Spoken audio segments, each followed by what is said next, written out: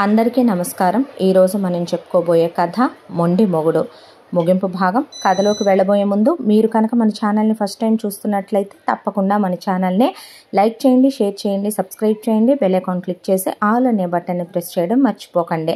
కథని ఎక్కడ స్కిప్ చేయకుండా వినండి. మరి కథలోకి వెళ్ళిపోదామా? దీనికి ముందు భాగాలన్నీ ఆల్రెడీ అప్లోడ్ చేసే ఉన్నాయి, వినకపోతే వినండి.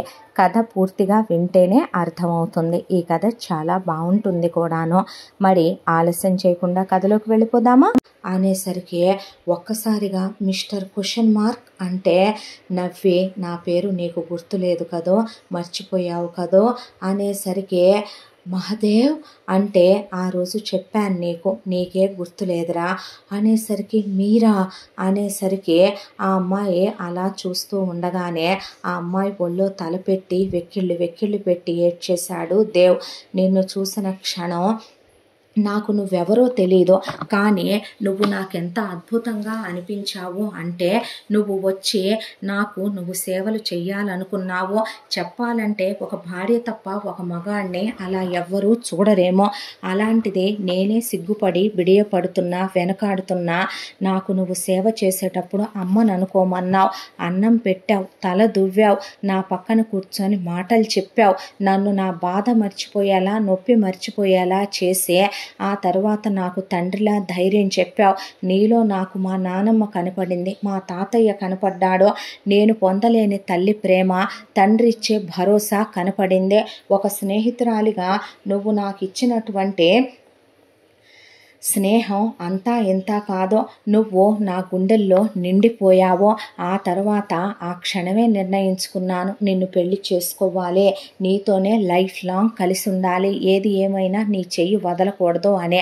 ఆ రోజు నేను జుట్టు పెరిగిపోయి పిచ్చోళ్ళ, గడ్డాలు పెరిగిపోయి ఒళ్ళంతా స్టిచ్చెస్తో, కట్లతో, దెబ్బలతో ఉండేసరికి ఆ డ్రెస్సింగుల మీద, ఆ కమిలిపోయిన చర్మాల మీద నేను నీకే కాదు నాకు నేనే గుర్తుపట్టే స్థితిలో లేను.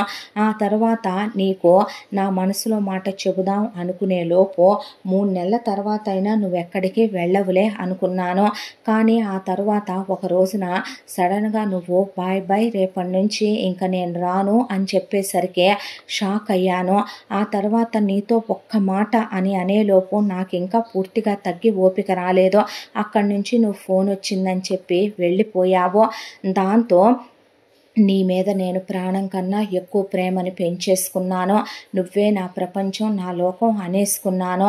నువ్వు ఏ క్షణం అయితే నా చేయి పట్టుకున్నావో అది పాణిగ్రహణం అనుకున్నానో, ఎప్పుడైతే నీ భుజం మీద చెయ్యేసి నన్ను నడిపించావో అదే మన తొలి కౌగిలింత అనుకున్నాను.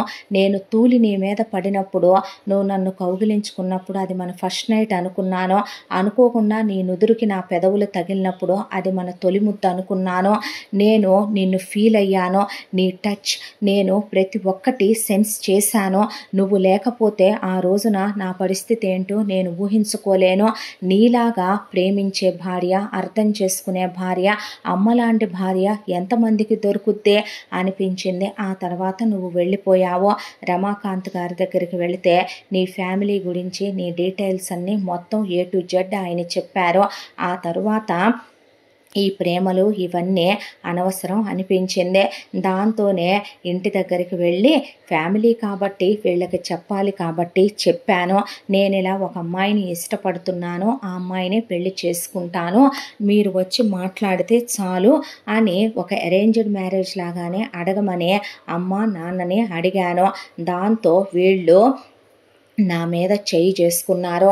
శ్వేతని నేను పెళ్లి చేసుకొని తీరాలనే, ఆస్తి మొత్తం శ్వేతే అనుభవించాలనే, పరాయి దానివైనా నువ్వు అనుభవించటానికి వీల్లేదనే నా మీద రెచ్చిపోయారు.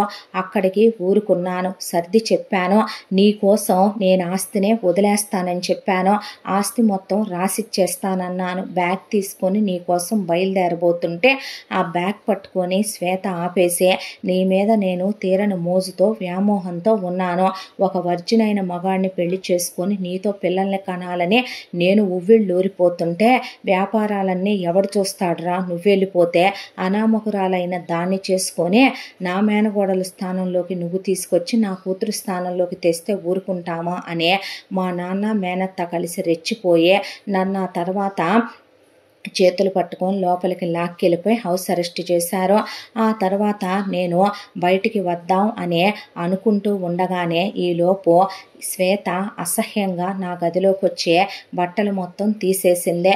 నా పైకెక్కి కూర్చొని ఆ తర్వాత నా పెదాల మీద ముద్దు పెట్టి నా చేతులు కదలకుండా గట్టిగా పట్టుకొని తన కోరిక తీర్చమని, తన అందాలు చూడమని, ఏముందిరా నువ్వు ప్రేమించిన దాని దగ్గర, దాని ఫోటో తెప్పించాడు మావయ్య. బిలో యావరేజ్ ఫిగర్ అదే. నా కాళ్ళు పట్టుకోవటానికి కూడా అది పనికిరాదు. నాకు ఫుట్ మసాజ్ చేసేది దానికన్నా అందంగా ఉంటుంది. నాకు మెనిక్యూర్ పెడిక్యూర్ చేసేది దానికన్నా అందంగా ఉంటుంది. నా వెంట్రుక ఖరీదు కూడా చెయ్యదు అది అనేసిందే. దాంతో నేను చాలా పవిత్రంగా ఉండాలనుకున్నాను. మా నానమ్మ చెప్పింది కదా భార్య వచ్చేంత వరకు పవిత్రంగా ఉండాలనే. ఇది నన్ను ముట్టుకొని మైలపరిచిందే. ఆ తరువాత వీళ్ళని బ్రతిమిలాడాను, నిన్నేమీ చెయ్యొద్దన్నాను. కానీ వీళ్ళు నిన్ను చంపేయించటానికే మనుషుల్ని పెట్టారు. దాంతో వాళ్ళకి తెలియకుండా ఇంట్లో నుంచి తప్పించుకొని వచ్చాను.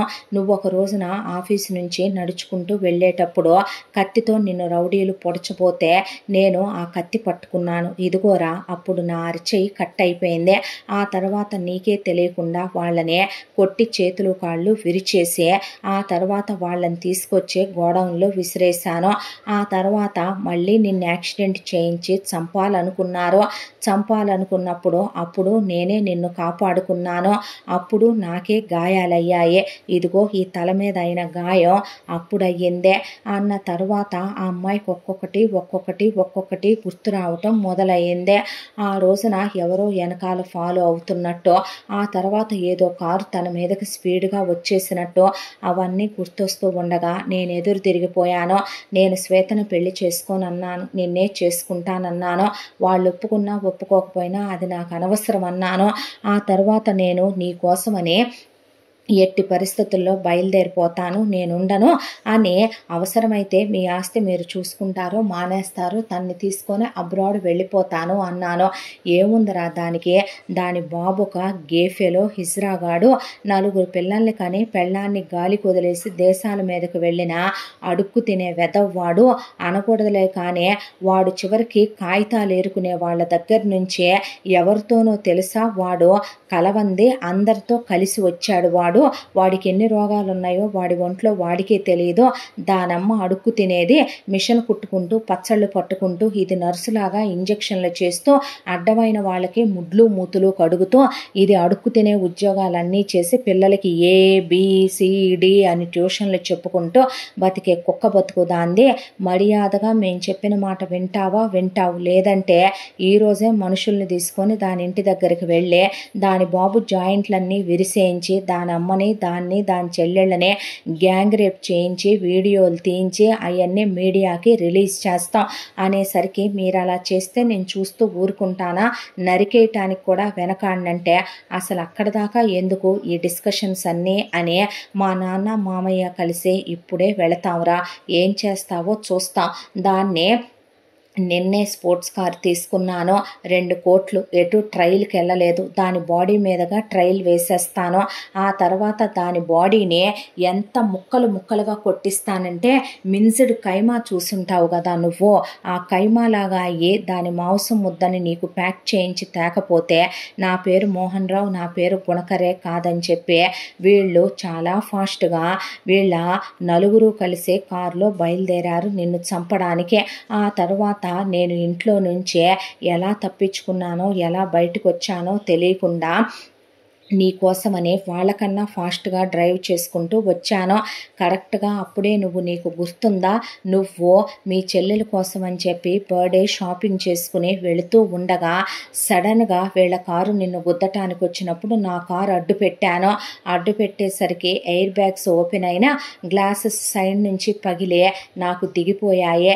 నేను నీకు ప్రపోజ్ చేయటానికి అబ్రాడ్ వెళ్ళినప్పుడు ఒక మాట అన్నావు కదరా, ఏంటి ఇంత పెద్ద స్కార్ ఒంటి మీద, నచ్చలేదా అని అడిగితే, ఏరా నచ్చలేదా, సర్జరీ చేయించుకోనా అంటే, నువ్వెలా ఉంటే అలానే ఇష్టం నాకు, నువ్వెలా ఉంటే నేను అలానే యాక్సెప్ట్ చేస్తానన్నావుగా, మరి ఇప్పుడు ఏమైంది బంగారం, నన్ను యాక్సెప్ట్ చేయనంటున్నావే, నేనంటే భయం అంటున్నావే, అప్పుడు తగిలిన దెబ్బేరా ఇదే, నిన్ను అలా అడుగడుగునా కాపాడుకుంటూ ఉండగా వీళ్ళు ఇంటికి తిరిగి వచ్చారు.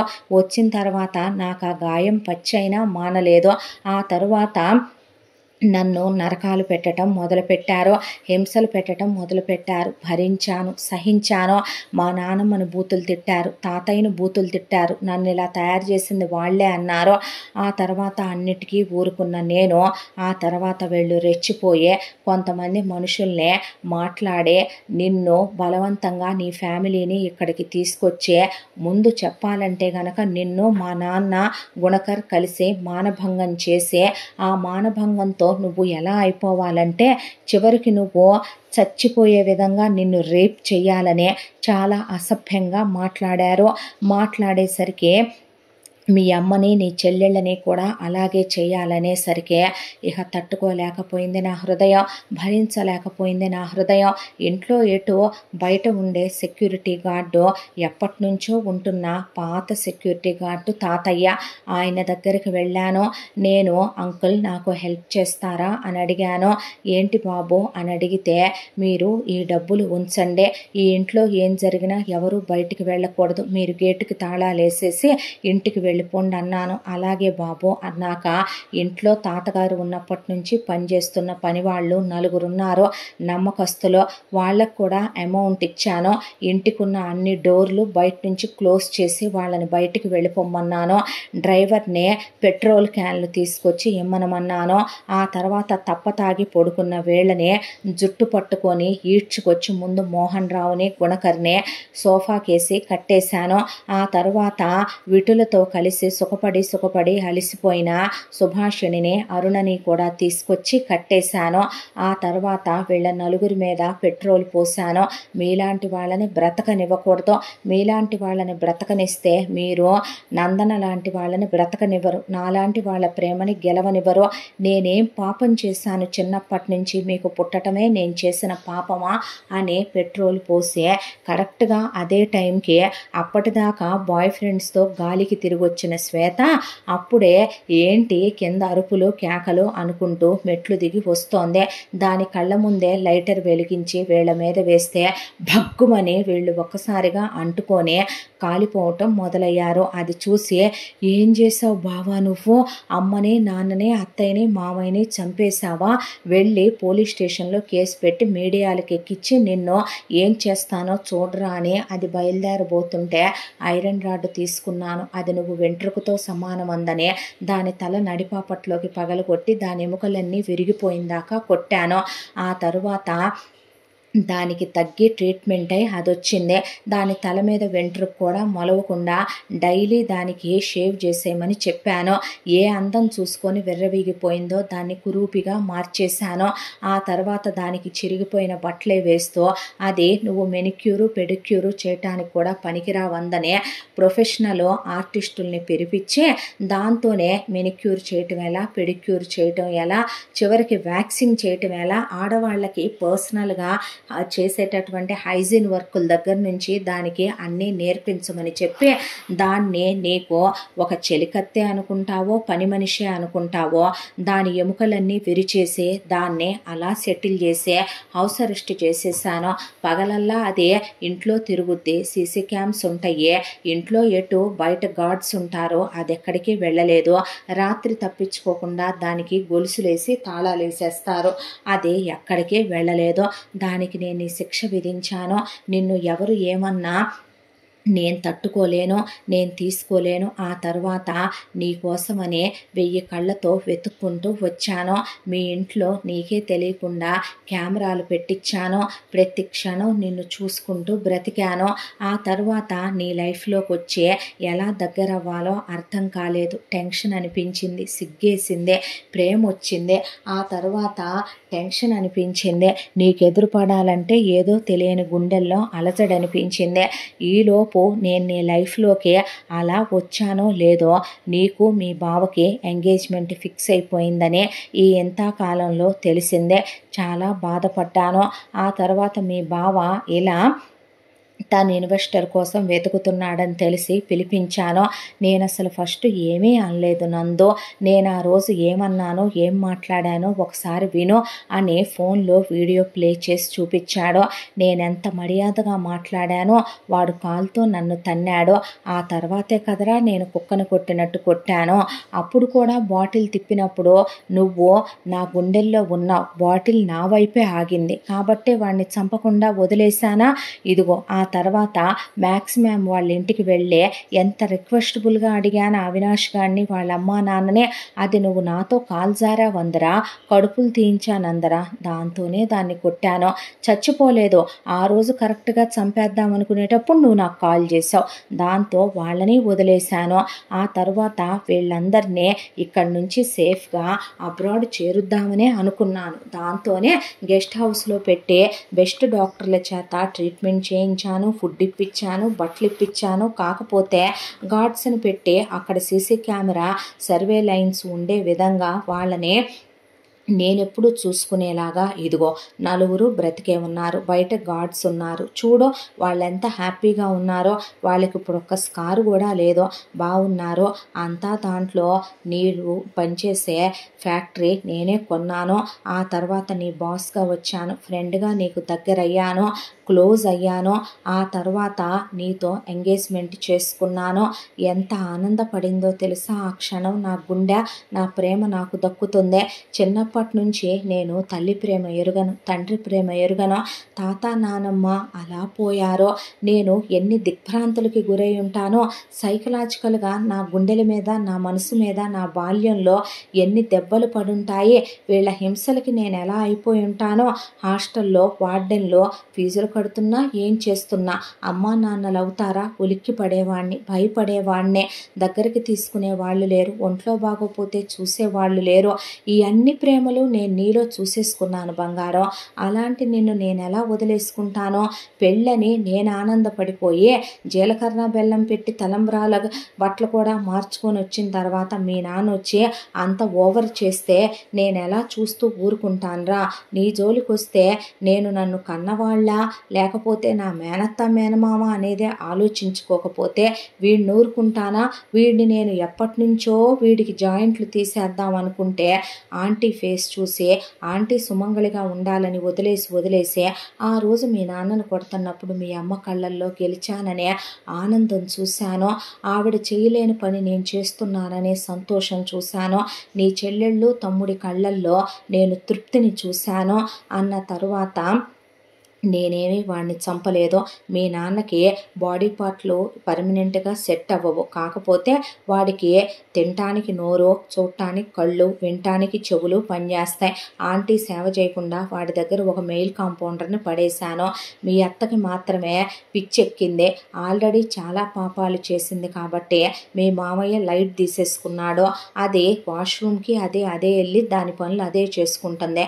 కాకపోతే కూర్చొని బొమ్మలు పెట్టుకొని ఆడుకొని దాని చిన్నప్పుడు తొక్కుడు బిళ్ళ ఆడుకున్నట్టు మళ్ళీ ఇప్పుడు తొక్కుడు బిళ్ళ ఆడుకుంటూ చెమ్మచక్క ఆడుకుంటూ మళ్ళీ ఇప్పుడు బొమ్మలు వేసుకొని ఆడుకుంటుంది. అది చేసిన పాపాలకే నేను దానికి వేసిన శిక్ష ఏమీ చిన్నది అని నేను అనుకోవట్లేదులే, కరెక్టేనని నేను అనుకుంటున్నాను. ఇకపోతే సుధాకర్ గాడు పవిత్రమైన వాడని నువ్వు అనుకుంటున్నావా? వాడు తిరిగిన అమ్మాయిల లిస్ట్ ఇదే. వాడు గర్ల్ ఫ్రెండ్స్ వీళ్ళు. వాడు ఎవరెవరితో ఎక్కడెక్కడ ఇంటిమేట్ అయ్యాడో చూడొక్కసారి ఈ వీడియోలో. అవినాష్ గాడు ఏం పవిత్రమైన వాడు కాదో. వాడు నీకు చెప్పినవన్నీ అబద్ధాలే. వాడు ఫ్లర్టింగ్ ఫెలోనే. చూసావు కదా, నేనేమి అపవిత్రం అయిపోలేదురా. కావాలంటే నువ్వు నన్ను టెస్ట్ చేసుకొనైనా చూసుకోవచ్చు అనేసరికి నందన అలా చూసింది మహదేవ్ వైపు. చూసిన తర్వాత నన్ను నమ్ముతున్నావు కదూ బంగారం అనేసరికి ఆ అమ్మాయి ఏమీ మాట్లాడలేదు. ఏంటిదంతా అనే ఆ అమ్మాయికి మాట్లాడాలంటే మాటలు కూడా రాలేదు. తన బాల్యం తల్లిదండ్రులు నరకం చేసేశారు కాబట్టే ఒక పసివాడి హృదయం మీద తగిలిన గాయాలతో పెద్ద అయిన తర్వాత ప్రేమ కోసం కోసం తప్పించిపోయే ఒక జీవి ఎలా అయిపోయాడో అమ్మా నాన్నని చూడాలని ఉంది దేవ్ అని అడిగింది. అంతే కదా అని గోడ మీద వేసి చూపించేసరికి ఆ అమ్మాయి ఆశ్చర్యపోయి, మా ఇల్లంతా ఉన్నాయా సీసీ క్యామ్స్? ఉన్నాయి, ఎవరికి తెలియదుగా, ఇది ఆంటీ రూము, నేను ఆంటీ రూమ్ చూడనురా, ఇది మీ పెద్ద చెల్లెలది, ఇది మీ రెండో చెల్లెలది, ఇది నీ తమ్ముడిది, ఇదిగో మీ నాన్న, ఇదిగో మీ మామయ్య వాళ్ళ ఇంట్లో కూడా ఉన్నాయి, ఇదిగో మీ మామయ్య కూతురు, ఇదిగో మీ అత్త ఆడుకుంటుంది చూసావా, 2 జళ్ళు వేశారు, ఇదిగో మీ నాన్న కుర్చీలో కూర్చున్నాడే, ఆడే పెట్టిన మెయిల్ నర్సు తిప్పుతున్నాడు చూసావా మీ నాన్నని అని అన్నీ చూపించి, నన్ను కూడా అన్నీ చూసావా అంటే చీర కట్టుకున్నప్పుడు నడుము చూశాను, అంతేకాని చర్చ మన ఇద్దరికి పెళ్లి కాలేదని, నువ్వు బాత్రూంలోనే అన్నీ చేసొస్తావుగా, స్నానం లాంటివే, నువ్వు బట్టలు మార్చుకునేటప్పుడు ఫస్ట్ టాపే కదరా అమ్మాయిలు తీస్తారు, అప్పుడే కళ్ళు పక్క తిప్పేసుకునేవాడిని, అలా చూడలేదు బంగారం నిన్ను, నేను వెరీ సిన్సియర్ రా లవ్ విషయంలో అనేసరికి ఆ అమ్మాయి ఏమీ మాట్లాడలేకపోయింది. ఆ తర్వాత ఆ అమ్మాయి ఆలోచించడం మొదలుపెట్టింది. ఆ ఇంట్లో ఆ అమ్మాయికి ఎంత పెత్తనం అప్పచెప్పాడంటే, ఎంత యాక్సెస్ ఇచ్చేశాడు అంటే, ఎంత ప్రయారిటీ ఇచ్చాడంటే, ఆ అమ్మాయికి ఫినాన్షియల్ ఫ్రీడమ్ ఉంది, ఆ అమ్మాయికి నగల మీద ఫ్రీడమ్ ఉంది, ఆ అమ్మాయితో ఎవరైనా మాట్లాడొచ్చు, ఆ అమ్మాయి చెప్తే ఎవరైనా ఏదైనా విని తీరాలి. ఇక కానీ ఆ అమ్మాయికి ఒక క్షణం భయం వేసింది. ఇలాగే ఉంటే రేపు తన జోలికి ఎవరైనా వచ్చినా, పొరపాటున తన్ని ఎవరైనా ఏమైనా చేసినా దేవ్ ఎలా రియాక్ట్ అవుతాడో, దేవ్ తన మీద ఉన్న పిచ్చి ప్రేమ కూడా ఒక్కొక్కసారి మనిషికి ప్రమాదమేనేమో, నిజం చెప్పాలంటే తను దేవ్ స్థాయికి నిజంగానే తగదు, వాళ్ళు అన్నారని కాదు, చిన్నప్పటి నుంచి ఎవరి ప్రేమ ఎరుగని తను 3 నెలల పాటు దగ్గరికి తీసుకుని చూసిన ఆప్యాయతలో ప్రేమని వెతుక్కొని కరెక్ట్ కానీ తనని కరెక్ట్ అనుకుంటున్నాడు, ముందు దేవుని మార్చాలి అని బయటికి వెళ్ళి డాక్టర్లతో కేసు గురించి వివరిస్తే, ఇంతకన్నా చాలా సీరియస్ కేసుల్ని క్లియర్ చేసాం, 6 monthsలో అతన్ని మామూలు చేసి అప్పచెప్తామంటే, కానీ తను రమ్మంటే రాడు డాక్టర్ అన్న తర్వాత వాళ్ళు ఒక మెడిసిన్ ఇచ్చి ఇంజెక్షన్ చేయమన్నారు. దేవ్ పడుకొని ఉండగా అలా ఇంజెక్షన్ చేసింది నందన. కనీసం సూది గుచ్చుకున్నట్టు కూడా మనిషి ఉలిక్కిపడి కదలను కూడా లేదు. నందనకి ఆశ్చర్యం వేసిన ఆ క్షణం నందన ఏమీ పట్టించుకోలేదు. ఆ తర్వాత నందన జాగ్రత్తగా తీసుకెళ్ళమని దేవుని అప్పచెబితే అంబులెన్స్లో తీసుకొని వెళ్ళారు. వెళ్ళిన తర్వాత వారానికి నందన వెళ్ళి కలిసింది దేవునే. సారీ, నిన్నిక్కడ చేర్చానని అనుకోకు, కానీ నువ్వు మారాలి, నువ్వు ఇలా ఉండకూడదు, ఒక్కొక్కసారి ప్రేమ కూడా తీవ్ర స్థాయిలో ఉంటే ప్రమాదమే, నీకు నువ్వు మారిన తర్వాత నేనే నీకు కరెక్ట్ కాదనిపిస్తుంది చూడు, నీ జీవితంలో నీకు నచ్చిన అమ్మాయి, నువ్వు మెచ్చిన అమ్మాయే రావాలని మనస్ఫూర్తిగా కోరుకుంటున్నాను దేవ్ అంటే, ఆ అమ్మాయి వైపు చూసి నవ్వాడు, ఏమీ మాట్లాడలేదు.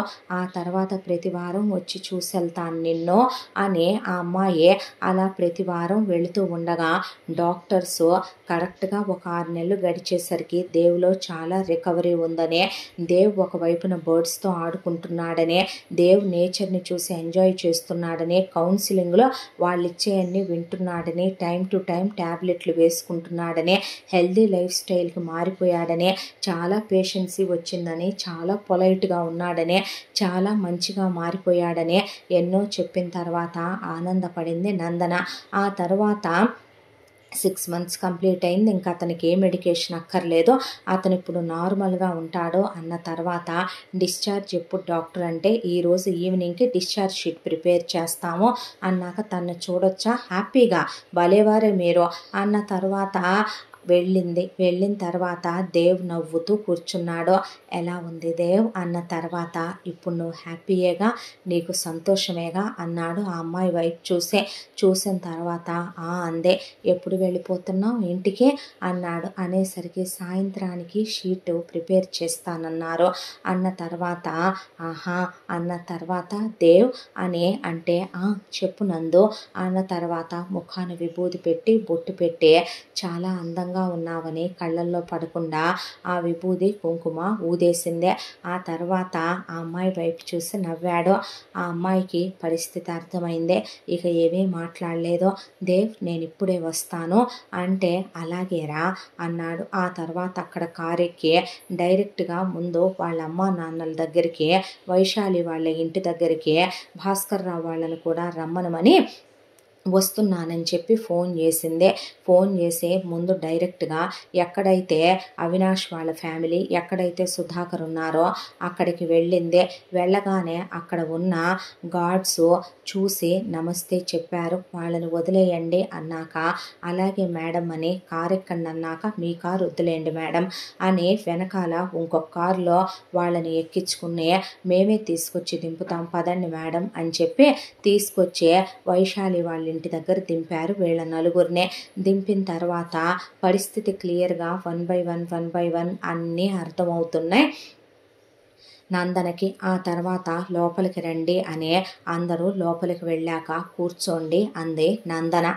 మధ్యలో కుర్చీ వేసుకొని నందన కూడా కూర్చుంది. కూర్చున్న తర్వాత అమ్మ నాన్న తనకి పూర్తిగా నయమైపోయింది. ఇప్పుడు తను మామూలు అయిపోయాడు.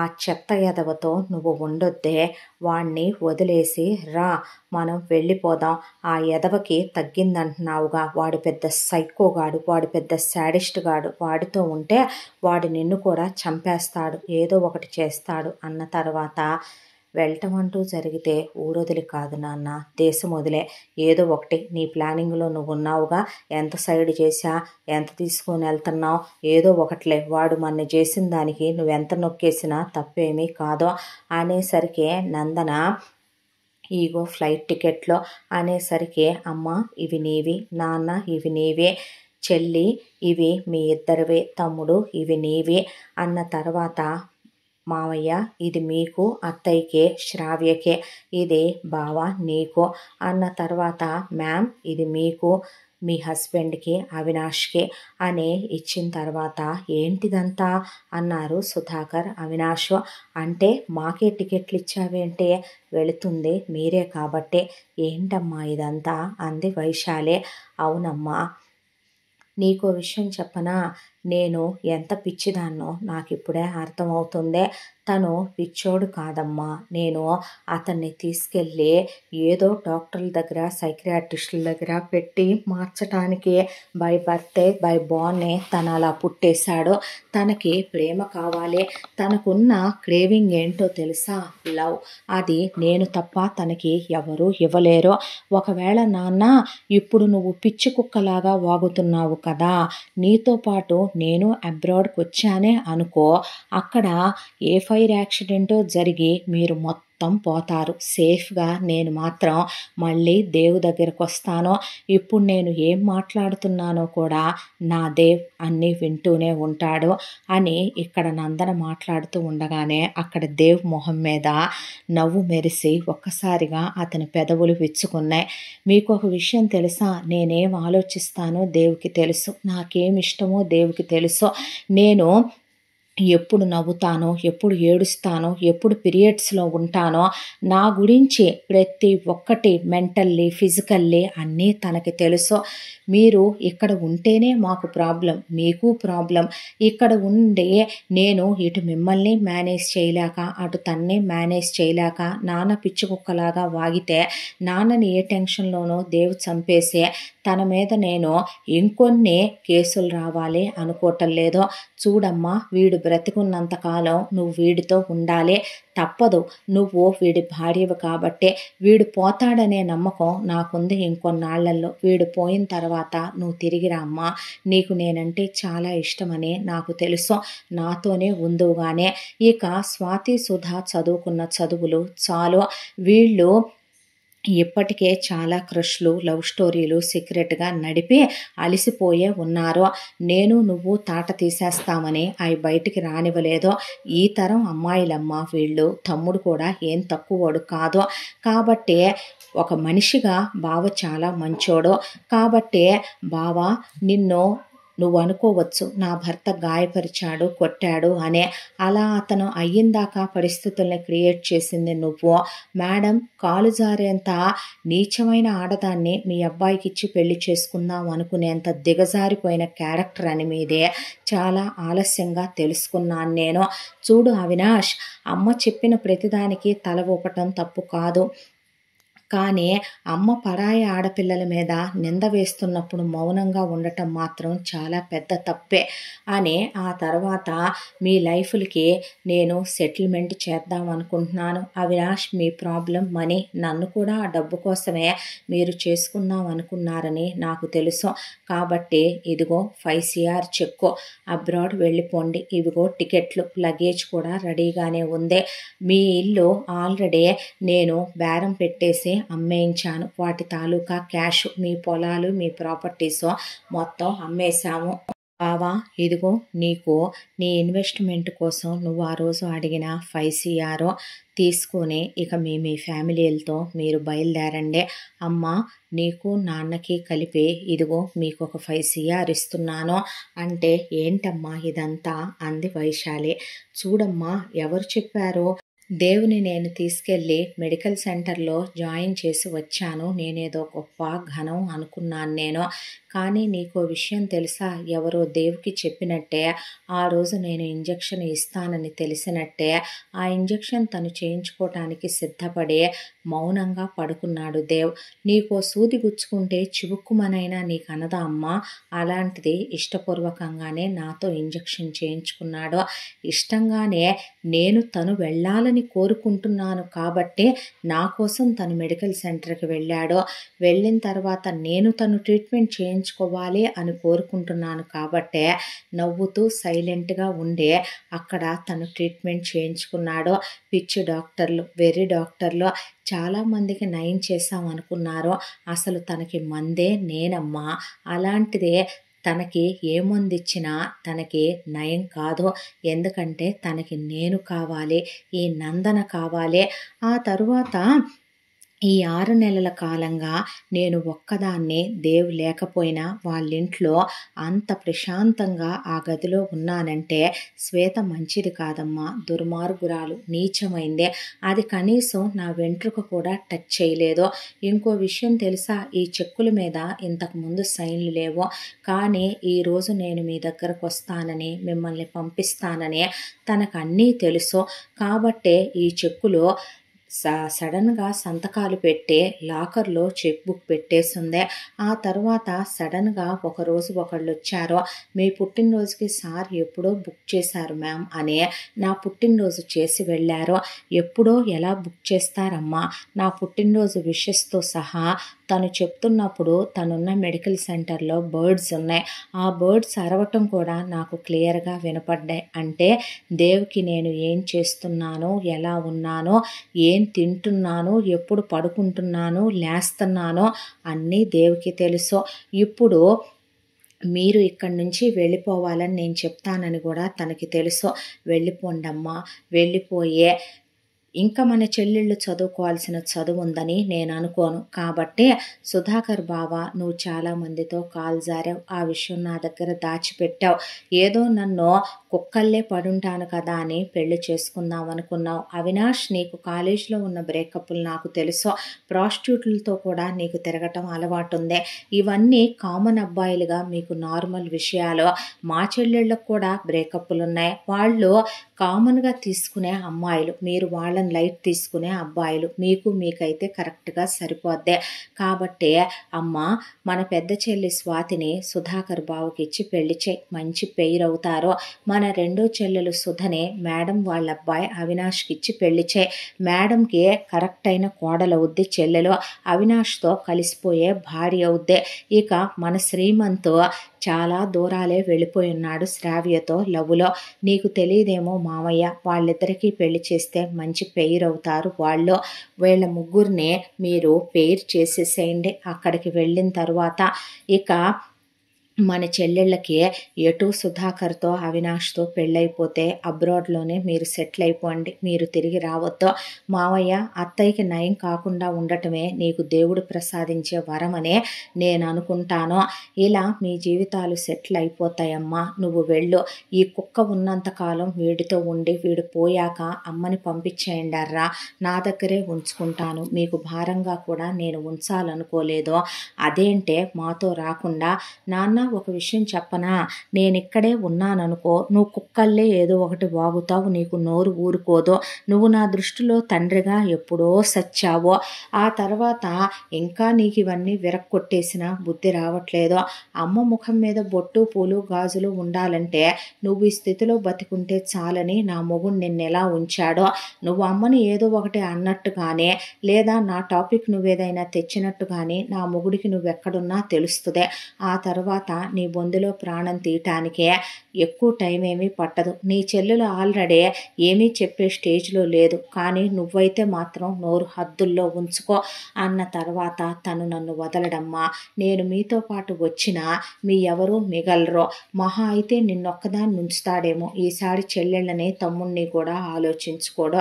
నా వల్ల ఫైర్ యాక్సిడెంట్లో మీ అందరూ పోయో ఏదో ఒక యాక్సిడెంట్లో పోయో నేను ఒక్కదాన్ని తిరిగి రావాలి మళ్ళీ తన దగ్గరికే. తన ప్రేమ ఎలాంటిదో నాకు బాగా తెలుసు. మీరింకా వెళ్ళిపోండి. ఇక్కడ మిమ్మల్ని పంపించటానికి బయట ఆల్రెడీ కార్లు మనుషులు ఈ పాటికి వచ్చే ఉంటారో, ఇక్కడి నుంచి మిమ్మల్ని ఫ్లైట్ ఎక్కిస్తారో. అమ్మ పాస్పోర్ట్ మాత్రమే తిరిగి రావటానికి యాక్సెప్టెన్స్ ఉంటుంది ఇండియాకి. మీరు వెళ్ళగానే మీ పాస్పోర్ట్లు బ్లాక్ అయిపోతాయి. ఆ తర్వాత అమ్మ ఒక్కటి మాత్రమే నా కోసం తిరిగి వస్తుంది. ఇది వీడు పోయిన తరువాత ఇక అక్కడికి వెళ్ళిన తర్వాత మిమ్మల్ని రిసీవ్ చేసుకునే మనుషులు, మీకోసం ఇళ్ళు, మీకోసం కొన్ని ప్రొఫెషన్లు అక్కడ రెడీగానే తను ఉంచుంటాడు. ఆ విషయం నాకు తెలుసు. నా దేవుడు నన్ను చూస్తున్నాడని, నా మాటలు వింటున్నాడని కూడా నాకు తెలుసు. వెళ్ళి రండి అని ఇమీడియట్గా వాళ్ళ లగేజ్ కారులోకి వెళ్ళిపోయినాయి. ఆ తరువాత ఈ ఇల్లు అమ్మేశానమ్మా, ఇదిగో ఆ డబ్బులు నీ పేరు మీదే అకౌంట్లో వేశానని ఇచ్చేసింది వైశాలికే.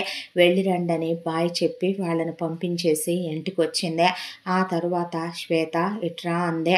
అంటే చెప్పండి అన్న తర్వాత చాలా పాపాలు చేసావు, చాలా తప్పులు చేసావు, చాలా దిగజారిపోయావు. నీ ప్రాణాలు నీకు కావాలి అనుకుంటే దేవ్ వచ్చేలోపు నువ్వు ఇదిగో నీకు ఫ్లైట్ టికెట్లు, నువ్వు ఈ దేశానికి వెళ్ళిపోవాలి, ఇదిగో అమౌంట్, అక్కడికి వెళ్ళిపోయే నీకు తగ్గవాడిని పెళ్లి చేసుకొని నీ బ్రతుకు నువ్వు బ్రతుకో అని చెప్పింది నందన. బావ రాడుగా అంటే తను సాయంత్రానికి వస్తాడు, తను వచ్చేలోపు నేను ఈ దేశమే దాటేస్తాను ఇవ్వమనమనే శ్వేత పారిపోయింది అక్కడి నుంచి. ఆ తరువాత హాస్పిటల్కి వెళ్ళింది నందన. వెళ్ళిన తర్వాత డాక్టర్ దగ్గర అన్నీ క్లియర్ చేయించితే ఇంకా తనకి ఏం ప్రాబ్లం లేదమ్మా, పెద్ద పెద్ద స్పెషలిస్టులను క్లియర్ చేశామంటే అవును మన వైద్య రంగం బాగా అభివృద్ధి చెందింది డాక్టర్ అని చెప్పి నందన దేవ్ వైపు చూసిందే. ఇద్దరికీ తెలుసు ఒకళ్ళ మనసులో ఒకళ్ళకి, అతని గురించి ఆమెకి, ఆమె గురించి అతనికి అన్నీ తెలుసనే. ఆ తర్వాత ఇంటికి తీసుకొచ్చిందే, తనే భోజనం తినిపించిందే. ఆ తర్వాత దేవ్ నీతో మాట్లాడాలి అందే. చెప్పరా అన్నాడు. పెళ్లి చేసుకుందామా అని అడిగిందే. రేపే దేవ్ పెళ్ళి అని ఆ నెక్స్ట్ డేనే గుడి చాలా డెకరేట్ చేసి ఉంది. ఆ గుడికి తీసుకువెళ్ళి అక్కడ కొంతమంది గెస్టుల సమక్షంలో వాళ్ళిద్దరికీ పెళ్ళయింది అగ్ని సాక్షిగా. ఆ తరువాత ఇంటికి వచ్చారు. దేవ్ ఇప్పుడు ఈ నందన నీది అనేసరికి ఆమెని అలా కౌగిలించుకున్నాడు. ఆ తర్వాత హ్యాపీగా వాళ్ళ ఫస్ట్ నైట్ అయిపోయింది. ఆ తర్వాత కొన్నాళ్ళు పిల్లలు వద్దనుకుంటున్నాను, నీ ఇష్టం బంగారం అని ఆ తర్వాత అమ్మాయిని హనీమూన్కి తీసుకెళ్ళాడు. ఒక మగాడు ఒక ఆడదాని శరీరాన్ని కూడా ఎంత అర్థం చేసుకొని ఎంత సున్నితంగా ప్రవర్తిస్తాడా అన్నట్టు ఆమెనే అంత ప్రేమగా, అంత ఆరాధనా భావంతో, దేవతలా కొలుస్తూ, అంత ప్రేమని పంచుతూ వాళ్ళ హనీమూన్ చాలా హ్యాపీగా కంప్లీట్ అయిపోయింది. ఆ తర్వాత ఇంటికి తిరిగి వచ్చారు. ఎప్పట్లాగానే నందనకి ఆ ప్రిన్సెస్ ట్రీట్మెంట్ మాత్రం మానలేదు. అంతా దాంట్లో దేవ్ చిటికేస్తే ఆ చిటిక కూడా వేయకుండానే రాను రాను అన్నీ ఆ అమ్మాయి దగ్గరికి రావటం, నందన పనులన్నీ పర్సనల్గా దేవే చూసుకుని ఆ అమ్మాయికి స్నానం చేయించడం, బ్రష్ చేయించడం, ఆ అమ్మాయిని రెడీ చేసుకోవటం, ఆఫీస్కి తీసుకెళ్ళటం, ఒక్క క్షణం కూడా వదిలి ఉండేవాడు కాదు. చివరికి ఆ అమ్మాయి టాయిలెట్కి వెళ్ళినా వాష్రూమ్లో బయట కూర్చొని మాట్లాడుతూనే ఉండేవాడు అంతసేపు కూడా. ఆ తరువాత 5 సంవత్సరాల కాలం వీళ్ళ ప్రేమలో ఇలా గడిచిపోయింది. ఒక రోజున దేవ్ స్నానం చేస్తూ ఉండగా నందనకి దేవ్ ఫోన్కి తన పేరే పాస్వర్డ్ ఉంటుందనే తెలుసు. దాంతో ఓపెన్ చేసి చూస్తూ ఉండగా ఫారిన్లో ఉన్న ఇళ్లల్లో ఎవరెవరి ఇళ్లల్లో ఏమేం జరుగుతున్నాయో వాళ్ళ అమ్మ, వాళ్ళ నాన్న, ఆ తర్వాత పెద్ద చెల్లిని సుధాకర్ పెళ్లి చేసుకొని పిల్లలు కూడా పుట్టేశారు. రెండో చెల్లి అవినాష్ని పెళ్లి చేసుకొని పిల్లలు కూడా పుట్టేశారు. భాగ్యానికి పిచ్చి అలాగే ఉంది. తన తమ్ముడు శ్రావ్య పెళ్లి చేసుకొని పిల్లలు పుట్టేశారు. భాస్కర్ రావు గారు పేపర్ చదువుకుంటున్నాడు. వైశాలి వంట చేసుకుంటోంది. రంగనాథ్ అలా కుర్చీలో కూర్చొని ఉన్నాడు. ఒకవైపున వసుధ, సుబ్బారావు పుట్టిన పిల్లలతో ఆడుకుంటున్నారు. ఆ ఫోన్ చూసి ఆ అమ్మాయికి నవ్వు వచ్చే అండర్ సర్వేలైన్స్ అనుకుంది. ఆ తరువాత ఫారెన్లో ఉండే వాళ్ళను కూడా వదలడు, నమ్మడు. వాళ్ళ ఆలోచనలు కూడా చదివేస్తాడు ఇక్కడే ఉండి. ఈ ప్రేమకి అర్థం ఏంటో అనుకొని ఆ తర్వాత ఇంకొక వైపుకి తిప్పి చూస్తే శ్వేతకి జుట్టు వచ్చింది. శ్వేత పక్కన ఒక ఫారినరు హస్బెండ్ అనుకుంటా అతనున్నాడు. అతనితో పాటు ఆమెతో పాటు 2 పిల్లలు కూడా ఉన్నారు. ఆ పక్క కంటే శ్వేతతో ఒక కాల్ మాట్లాడినట్టు కాల్ రికార్డ్స్లో సేవ్ చేసి ఉంది. అది ఏంటా అని ఇయర్ ఫోన్స్ పెట్టుకొని విన్నది నందన. దేవ్ చేసిన లాస్ట్ కాల్ అదే. అప్పుడెప్పుడుదో పడుంది. తమ పెళ్ళికి ముందు రోజున ఫోన్ చేస్తే శ్వేత, బావా ఈ నెంబర్ కూడా తెలిసిపోయిందా నీకు అనేసరికి అబ్రాడ్ వెళ్ళిపోయాను కదా, నన్ను వాడేం చెయ్యలేడు కదా అనుకుంటే 360 degrees అండర్ నా సర్వేలైన్స్లోనే ఉంటారు ఎవరైనా కూడా. ఒకటి గుర్తుపెట్టుకో, వెళ్ళావు, డబ్బులతో వెళ్ళావు, అక్కడ నీకు ఆల్రెడీ ప్రొఫెషనల్గా ఇక్కడ అన్నీ నేర్చుకొని వెళ్ళావు. సెలూన్ పెట్టుకో, నెత్తి మీద ఆల్రెడీ ఈ మధ్య నేను అలా హాస్పిటల్కి వెళ్ళొచ్చేలోపు కొంచెం క్రాఫ్ పెరిగిందే. ఈసారి నిన్ను అందవికారంగా చెయ్యను. నువ్వు బ్రతికుండంగానే నీ బాడీలో ఒక్కో పార్టు నరుక్కుంటా వెళ్ళిపోతాను. నీ తల ఎన్ని ముక్కలుగా నరుకుతానో నాకే తెలీదు. బ్రెయిన్ ఉంది కదా, ఆలోచనలు వస్తున్నాయి కదా అని అడ్డమైన చెత్త ఆలోచనలు ఆలోచిస్తూ కూర్చుంటే తలకాయ మీద మెడకాయ తీసేస్తాను. అర్థమవుతుందా? పద్ధతిగా నీకు నచ్చిన వాడిని ఒకడిని చూసి పెళ్లి చేసుకొని మూసుకొని అక్కడ పడి పిల్లల్ని కని బ్రతికేసే. మళ్ళీ ఇండియాకి రావాలని కానీ వచ్చి మా లైఫ్లో ఇంటర్ఫీర్ అవ్వాలని కానీ అనుకుంటే లేదు బావా, రాను బావా అనేసింది శ్వేత. సో మళ్ళీ నీకు నాతో అవసరం రాదనుకుంటున్నాను అని వార్నింగ్ ఇచ్చిన లాస్ట్ కాల్ అదే. ఆ అమ్మాయి నవ్వేసి ఫోన్ పక్కన పెడితే ఏంట్రా కాల్ వచ్చిందా అన్నాడు. ఏమీ లేదులే అని నా మొగుడు బంగారం అని నవ్వుకుంది ఆ అమ్మాయే. ఆ అమ్మాయికి తెలుసు ఎవరు లేకపోయినా బ్రతకగలడేమో కానీ దేవు తన లేకపోతే బ్రతకలేడు అనే విషయం. ఆ తర్వాత కొంతకాలానికి రంగనాథ్ చనిపోయి వైశాలి ఇండియాకు వచ్చేసిందే. తర్వాత నందన ప్రెగ్నెంట్ అయిందే. ఆ తర్వాత ఫస్ట్ కాన్పులో పాప, తర్వాత మళ్ళీ ట్విన్స్ పుట్టారు. Happy life. ఇలా ఈ కథ కంచికి చేరింది. అతని ప్రేమలో ఆ సంతోషాల మధ్య ఆమె జీవితం అతనితో సంతోషంగా సాగిపోతూ ఏ ప్రేమనైతే అతను ఆమెలో కోరుకున్నాడో ఆ ప్రేమతో ప్రతి క్షణం ఆమెతోనే ఉంటూ 360 degreesలో వెళ్ళిన వాళ్ళందరినీ గమనిస్తూ ఇప్పటికీ ఆమె మీద ఈగ కూడా వాలనివ్వకుండా అతను ప్రేమతో ఆమెను ఒక దేవతలా చూసుకుంటూ అత్తగారిని తల్లిలా గౌరవిస్తూ అతని ప్రేమానురాగాల మధ్య ప్రపంచాన్నే మర్చిపోయే పిల్లలతో ఆనందంగా సంతోషంగా భార్యాభర్తలో ఏ జీవితం అయితే దేవ్ ఒకప్పుడు కలకన్నాడో నందన ఇలాంటి భర్త వస్తే మరి జన్మకైనా ఆ అదృష్టం నాకు దక్కుద్దా అనుకున్నందుకు దేవుడు ఇలా ఈ జంటని కలిపాడో. తన జీవితంలా తన కూతురు జీవితం అవ్వలేదని, తన కూతురు బ్రతుకు సంతోషంగా ఉందని వైశాలి గుండె ఆనందంతో నిండిపోయింది. ఎంతటితో కథ సమాప్తం. మళ్ళీ మరొక మంచి కథతో కలుసుకుందాం. తప్పకుండా మన ఛానల్ని లైక్ చేయండి, షేర్ చేయండి, సబ్స్క్రైబ్ చేయండి, బెల్ ఐకాన్ క్లిక్ చేసి ఆల్ అనే బటన్ని ప్రెస్ చేయడం మర్చిపోకండి. ఎంత మంచి కథను మనకు అందించిన కథా రచయిత్రి జి. యామిని శ్రీనివాస్ గారు. మరో మంచి కథతో తప్పకుండా మీ ముందుకు వస్తాను. Thank you so much.